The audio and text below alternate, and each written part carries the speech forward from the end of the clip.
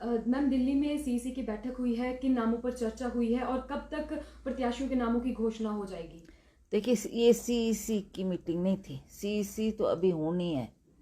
ये coordination committee की meeting थी जिसमें हमारे वरिष्ठ नेताओं को भी बुलाया था। उनका भी व्यू लिया गया, उनका भी एक्सपीरियंस को देखते हुए उनका क्या कह रहे हैं, किसका नाम ले रहे हैं, कौन कैंडिडेट होना चाहिए, उस पर चर्चा हुई। और जैसा जैसा उन्होंने बताया, अपने अपने क्षेत्र का फीडबैक दिया, और जो कैंडिडेट बढ़िया से बढ़िया हमने फील्ड में उतारना है उस पर चर्चा हुई। और हमने कुछ 2-4 नाम लिख के उनको हर कॉन्स्टिट्यूंसी से फाइनल करके दिए हैं। उसमें हमारे मुख्यमंत्री, उप मुख्यमंत्री, सीनियर वरिष्ठ नेता कौल सिंह जी और रामलाल जी, धनीराम शांडिल सभी उपस्थित थे। वेणुगोपाल जी ने ये मीटिंग कॉल की और उन्होंने भी फीडबैक लेना था कि हमारी कोऑर्डिनेशन कमेटी के मेंबर्स क्या कह रहे हैं, क्या बोल रहे हैं। उसको सुनते हुए ही उन्होंने अपना अब माइंड बनाना है कि किसको उन्होंने प्रत्याशी बनाना है। मैम, कब तक जो है नामों के पे जो है नाम जो है फाइनल हो जाएंगे?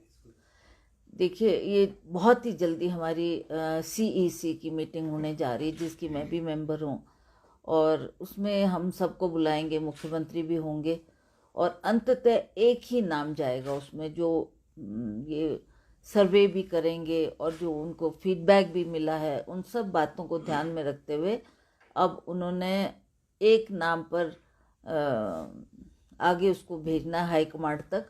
उस हाईकमांड, चाहे वो हमारे खड़गे जी है, सोनिया जी है, राहुल जी है, तो वो डिसाइड करेंगे कि कौन सबसे बेहतर कैंडिडेट है और किसको टिकट। मैम, चर्चा है कि मंडी से आपकी जगह विक्रमादित्य सिंह को कांग्रेस उतारने जा रही है, क्या ऐसा है?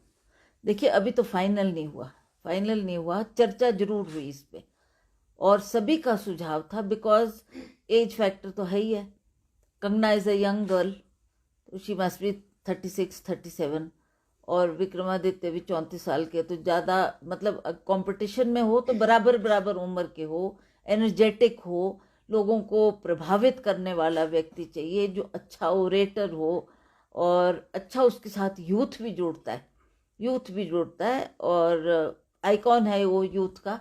सो ये सारे प्लस पॉइंट्स थे जिसकी वजह से सभी नेताओं ने ये सुझाव दिया। हालांकि उनको ये पता है कि मैं सिटिंग मेंबर हूँ, मेरा टिकट काटना इतना आसान नहीं है, बट उन सभी का सुझाव था कि अगर हमारे लिए ये सीट मंडी की बहुत महत्वपूर्ण है जीतना, इसमें क्योंकि हमारे प्रधानमंत्री जी का भी आशीर्वाद है बीजेपी के कैंडिडेट के लिए, और वो भी पूरी ताकत से इस इलेक्शन को लड़ने जा रहे हैं, तो इसमें हमारी तरफ से भी कोई कमी नहीं रहनी चाहिए, कोई कॉम्प्रोमाइज़ नहीं होना चाहिए।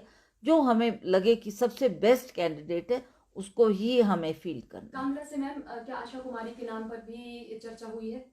हाँ, हुई है, बिकॉज वो भी एक सीनियर लीडर है और अच्छा रुतबा रखती है। उनका भी काफ़ी अच्छा रेपुटेशन है अपने लोगों के बीच में, तो उस पर भी चर्चा हुई है, पर अभी वो नाम तय नहीं हुआ है।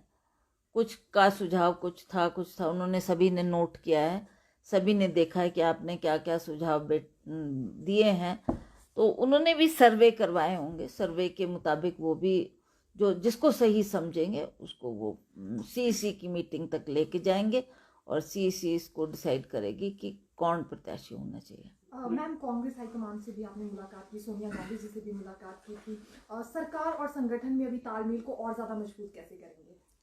देखिए, जो हमारी कोऑर्डिनेशन कमेटी की मीटिंग हुई उसमें भी हमें यही आदेश दिया गया कि सभी मिलजुल कर चलेंगे, सभी कार्यकर्ताओं को आप कॉन्फिडेंस में लेंगे, सभी को आपने ये आश्वासन देना है कि अभी 5 साल हमारी सरकार है, हमने जो वायदे किए हैं उनको भी पूरा करेंगे, और सभी को अपने मतभेद भुलाकर फील्ड में ले जाएंगे, क्योंकि वर्कर ही है जिसके दम पर हम लोग जीत कर आते हैं, तो उनका मनोबल बढ़ाने की भी हमको आवश्यकता है, और हमें विश्वास है कि जल्दी इन बातों को स्टडी किया जाएगा, और मेरे को लगता है 3-4 दिन में सीईसी की मीटिंग भी होने वाली है, उसमें फिर फाइनली डिसाइड होगा कि कौन कैंडिडेट होगा। मैम, पूर्व मुख्यमंत्री जयराम ठाकुर ने आरोप लगाया है कि आपने और विक्रमादित्य सिंह ने जो कांग्रेस के एमएलए बागी हुए हैं उनको पहले उकसाया और अब आप लोग पलट गए हैं, पलटू राम की संज्ञा उन्होंने आपको दी है। देखिए, इसको वो किस तरह क्या से- कहते हैं, क्या बोलते हैं, वो उनकी सोच है। पर जहाँ तक हमारी बात है, वी आर नॉट, हम कोई बच्चे तो नहीं है कि कुछ किसी के हमारे बोलने पे कोई बात हमारी मानने लगेगा। उनका खुद सोच है, खुद समझ है, खुद जानते हैं। पहले भी राजेंद्र राणा जी बहुत बड़ा इलेक्शन जीत कर आए थे, सुधीर जी भी मंत्री रहे, 4 बार एमएलए रहे, उनका भी एक्सपीरियंस है, उनकी भी कुछ एक्सपेक्टेशंस थी सरकार से, जो कि हम बार बार आवाज़ उठाते रहे। और अगर सरकार उसको तवज्जो देती तो मुझे नहीं लगता कि ये स्थिति पैदा होनी थी। पर इसमें उकसाने वाली बात कोई नहीं है। ठीक है, विक्रमादित्य को हाईकमांड ने, हमारी हाईकमांड ने कहा था कि आप जाकर उनको मनाने का काम करो, तो वो उनके आदेश के मुताबिक, बल्कि हुड्डा जी उसमें थे, हमारे छत्तीसगढ़ के सीएम थे, और डीके शिव कुमार जी थे, सभी ने उनको कहा कि विक्रमादित्य आप जाओ, उनसे बातचीत करो, और ये अगर संभव है तो उनको वापस लाने का प्रयास करो।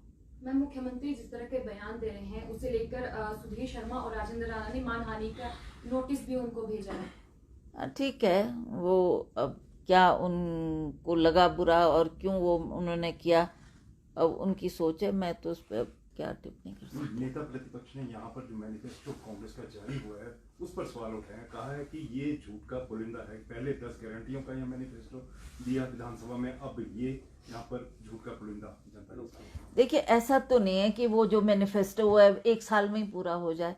हमको उसमें मिला है, हमने ओपीएस लागू किया है, महिलाओं को पैसे देने की जो 1500 महीने की बात की थी उसको हमने लाहौल स्पीति से लागू किया है। मुख्यमंत्री स्वयं गए थे, उन्होंने स्वयं इसकी घोषणा की है।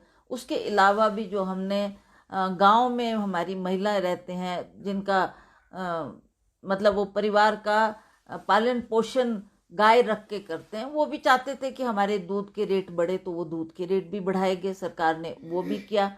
और धीरे धीरे जो बाकी प्रोमिसेस है वो भी सरकार 5 साल के अंदर पूरा करेगी, इसमें कोई दो राय नहीं। तो क्या मानेगा, मंडी लोकसभा सीट से जो है विक्रम सिंह के नाम पर सहमति बन जाएगी, वही इस बार चुनाव लड़ेंगे, आप ही लड़ेंगे? क्योंकि एक बार फिर यहीं पर हॉली लॉज पर सबकी निगाहें टिकी हैं। वो तो है, वो तो है। मैं आपको इसका कारण भी बता दूं कि ये बहुत लंबे अरसे तक हमारे फैमिली के लोग इसमें लड़ते रहे, चाहे वीरभद्र सिंह जी थे, चाहे मैं रही 3 बार, और उसी तरह से अगर लोगों की निगाहें टिकी है और आशा है तो इस परिवार से ही है। इसीलिए वो बार बार उन्होंने ये चुना कि अगर सहमति बनती है तो हम इनको भी अपना कैंडिडेट बना सकते हैं। तो उस पर अब 4 तारीख को फिर चर्चा होगी, और जब एक दफ़ा हाईकमांड उसको टिक कर देगी तो मुझे लगता है कि जैसा वो ठीक समझेंगे वो कैंडिडेट्स का नाम अनाउंस कर देंगे। क्या अगली बैठक में सभी प्रत्याशियों के नाम अनाउंस हो जाएंगे? हाँ, बिल्कुल बिल्कुल, बिकॉज सभी की ये डिमांड भी थी कि जल्दी होना चाहिए, डोंट डिले। हमारे पास टाइम बहुत कम रह गया है, पर सिंस लास्ट फेज में हमारा इलेक्शन, तो इस बात को देखते हुए भी हमने थोड़ा टाइम लिया सोचने का, समझने का, और अनाउंस करने से पहले सारी बातों पर गहन विचार किया गया। अब जल्दी उस पर स्टडी किया जाएगा और वो नामों को हम तय करेंगे। संगठन से भी कोई हो सकता है इस बार चुनाव मैदान में?